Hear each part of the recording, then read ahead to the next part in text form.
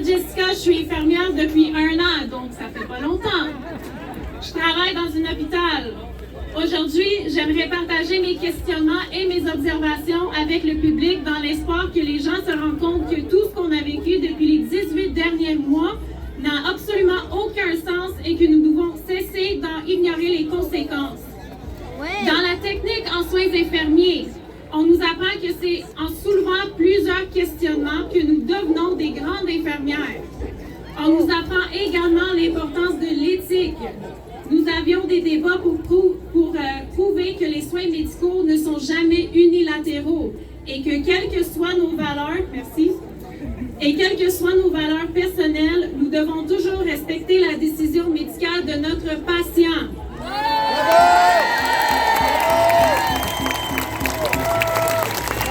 Nous travaillons en partenariat avec nos patients et leurs familles. C'est toujours une question de libre choix et de consentement. Pourquoi est-ce que j'aurais tort de remettre en cause les mesures mises en place dans nos hôpitaux? Pourquoi est-ce que je suis interdit de remettre en question les mesures du gouvernement quand je vois les conséquences?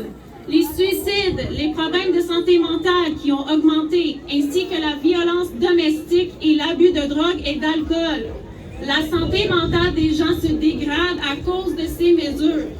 Quand les conséquences seront-elles assez suffisantes pour que le tout s'arrête?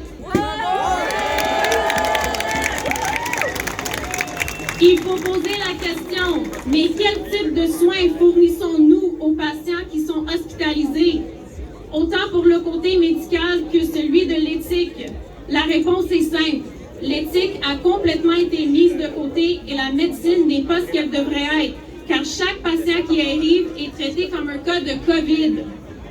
Ils ont même arrêté de faire les tests pour la grippe. C'est à croire que l'influenza n'existe plus. Les médecins travaillent avec une vision très étroite de la maladie depuis l'arrivée de la COVID.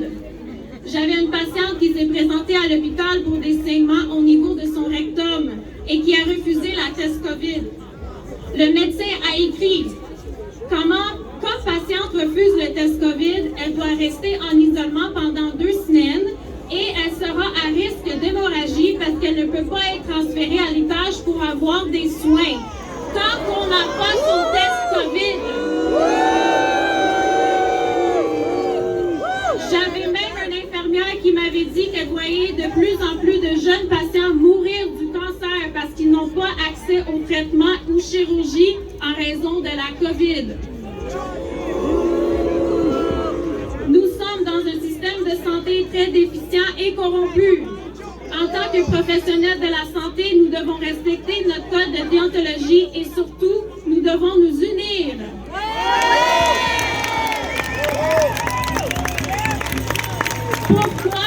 Pourquoi, après 18 mois, nous ne partons toujours pas de prendre soin de notre santé au niveau de notre système immunitaire?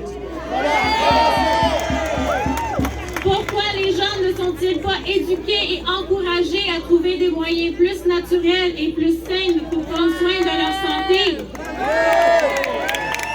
Comme par exemple, prioriser le sommeil, assurer une hydratation suffisante au cours d'une journée, avoir une alimentation saine et équilibrée, et même prendre des vitamines D, C et du zinc.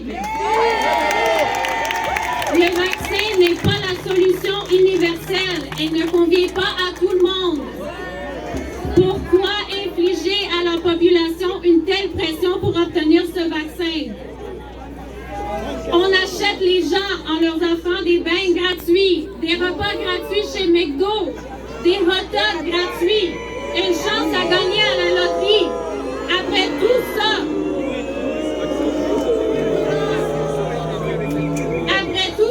croyez-vous vraiment que recevoir cette injection est une question de santé? Nous sommes tannés de ressentir la peur à travers la population. Nous devons toujours respecter et encourager le consentement éclairé, ainsi que le libre choix. On doit garder en tête que ce qui est bon pour une personne n'est pas nécessairement bon pour l'autre. Nous sommes en colère de voir que nos patients ne reçoivent pas des soins de santé avec une approche éthique démocratique et juste à leurs valeurs. Bravo! Nous sommes les défenseurs de la liberté, la vie, la vérité et la santé.